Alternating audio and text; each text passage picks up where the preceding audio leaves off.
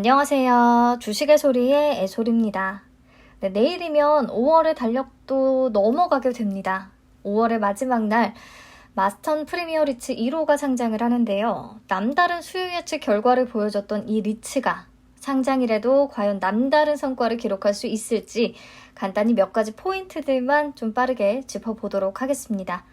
먼저 배정 현황인데요. 총 공모 주식수 중에 70%는 기관 청약자들에게 배정이 됐고 나머지 30%는 일반 청약자들에게 배정이 됐죠. 그리고 청약에 참여한 일반 청약자 수가 총 42,457명이었는데 이 중에 배정을 받은 청약자 수는 36,616명이에요. 나머지는 왜 배정을 못 받았느냐? 경쟁률 미만의 청약 단위로 신청을 했기 때문입니다. 이번 리츠는 균등 배정이 없었기 때문에 경쟁률 이상으로 청약을 해야 한 주 이상을 받을 수 있었던 거죠. 즉 10주, 20주, 30주 이렇게 청약한 분들은 배정을 받지 못한 겁니다.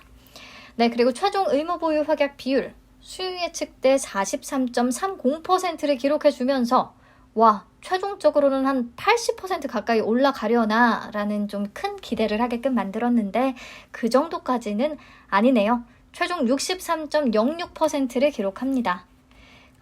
최종 확약 비율을 적용해서 상장일에 유통 가능한 주식수를 계산해 보면요. 상장 예정 주식 총수 대비 44.62%였던 것이 24.92%까지 확 감소하게 됩니다.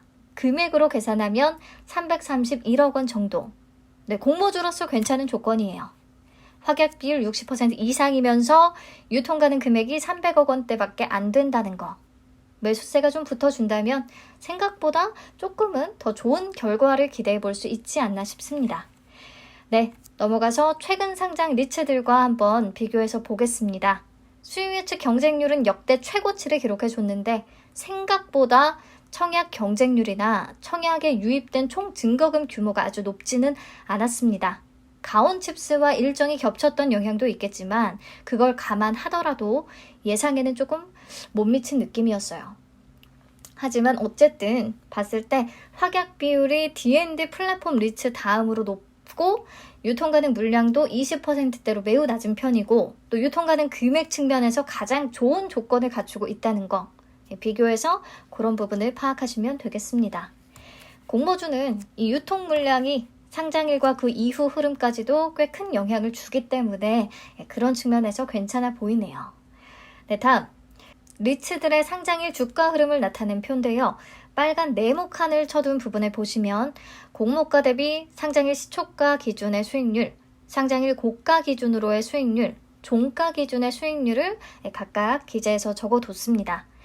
SK리츠가 상장일 고가 기준으로 30% 가까운 정말 놀랄만한 상승률을 기록했던 것을 제외하면 보통은요 10% 미만의 움직임을 상장 당일에는 좀 보여주는 것 같습니다. 하지만 바로 오른쪽 칸 최고가 기준으로 수익률을 계산하자면 SK리츠와 미래에셋글로벌리츠는 40% 이상까지를 기록해줬다는 것을 파악할 수 있었어요. 이렇게 표로 보면 흐름을 쫙 파악하기는 좀 어렵기 때문에 제가 차트를 보여드리겠습니다. 코랑코 더원리츠 6,730원까지 쭉 올랐다가 약간 조정을 받고 있고요. 최고점 대비해서 아주 많이 무너지지는 않았습니다. 다음 신한서부 T&D 리츠 얘는 상장일에는 마이너스를 기록했고 그 이후에 또 더 빠졌다가 최근 증시 변동성 심해지고 인플레이션과 금리 인상이 맞물리면서 리츠주 주목받을 때 쭉 같이 올라줬고요. 조정받고 60일선까지 다시 떨어졌다가 60일선 지지받고 다시 올라섰네요. 편입 자산 중에 호텔이 있는데요. 코로나 완화 이후에 대한 기대감이 좀 작용한 것 같습니다. 다음 미래에셋글로벌리츠 SK리츠와 함께 7,000원 이상까지 정말 엄청난 힘을 보여준 리츠 대장주 중에 하나입니다. 마찬가지로 60일선까지 최근에 떨어졌다가 지지받고 다시 올라간 모습이에요. 즉 아주 최근까지도 리츠주의 분위기는 좀 괜찮다는 의미입니다. 다음 NH 오런 리츠의 차트고요. 흐름 한번 보시면 되겠고 다음 SK리츠 SK리츠는 반등할 때도 기울기가 굉장히 가팔랐는데 최근에 5천억 원 규모의 분당 SK하이닉스 사옥을 매입했다는 소식이 전해졌었죠. 이로써 운영자산 2.44조 원 규모로 업계 1위에 올라섰습니다. 또 반기 배당이 아니라 이건 분기 배당 상품이거든요. 그래서 분기 배당이라는 매력도 함께 갖춘 리츠. 시장에서 좀 대표적으로 주목을 받는 것 같아요. 어쨌든 쭉 봤을 때 제가 수요 예측 영상에서 이미 얘기를 했듯이 금리 인상과 인플레이션 시기에 대표 피난처로서 리츠가 주목을 받으면서 리츠주들의 분위기는 여전히 나쁘지 않다라고 얘기할 수 있겠습니다. 그리고 마스턴 프리미어 리츠 1호. 기본적인 내용이 생각이 잘 안 나실 테니까 제가 간단하게만 정리를 해드리려고 하는데요. 해외의 아마존과 쿠팡, 물류센터를 편입한 리츠였고요. 임대율 100%, 평균 잔여 만기도 10년 이상인 좀 안정적인 상태였습니다. 예상 배당 수익률은 공모가 5,000원 기준 6% 정도를 제시했고요. 다른 리츠와 크게 다르지 않았고요. 물가 상승에 따라 임대료도 같이 상승할 수 있는 구조였고요. 또 고정금리 차입과 환해지를 통해서 금리 인상과 환율 인상 위험에 대한 대비책이 좀 마련된 구조였습니다. 그래서 전체적으로 봤을 때 내용은 미래에셋 글로벌 리츠와 매우 유사하다라고 말씀을 드렸었어요. 내용은 비슷한데 최종 확약 비율이나 유통가능 금액 측면에서는 마스턴 프리미어 리츠 1호의 조건이 훨씬 좋습니다.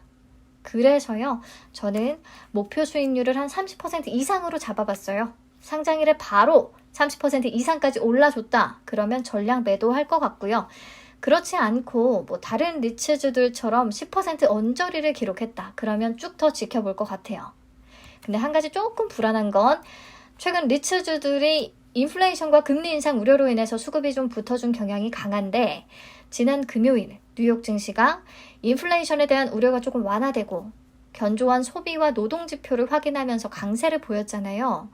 계속 지표들은 더 확인을 해야 하고 연준 위원들의 발언도 계속 왔다 갔다 할 것 같기는 한데 이런 분위기가 좀 지속이 돼서 주식시장이 단기적으로 좀 살아나게 된다면 리츠는 상대적으로 관심을 덜 받을 수 있다는 부분. 그래서 내일 상장일과 그 이후까지도 거시적인 경제지표와 흐름을 계속 좀 같이 체크를 해야겠고요. 리츠에 대한 수급도 팔로우업을 계속하면서 대응을 하는 게 좋겠습니다. 배정 받으신 분들 중에서 배당이 주된 목적인 분들이라면 이런저런 신경 쓸 거 없이 쭉 보유하시면 되겠고요. 내일 상승률이 10% 미만이면 너무 단기적으로 승부 보려고 하기보다는 조금 더 지켜봐도 되지 않을까라는 개인적인 의견을 전달하면서 영상 마치도록 하겠습니다. 배정받은 모든 분들 5월의 마지막 날 잘 장식하시길 바랄게요. 오늘도 시청해주셔서 감사합니다.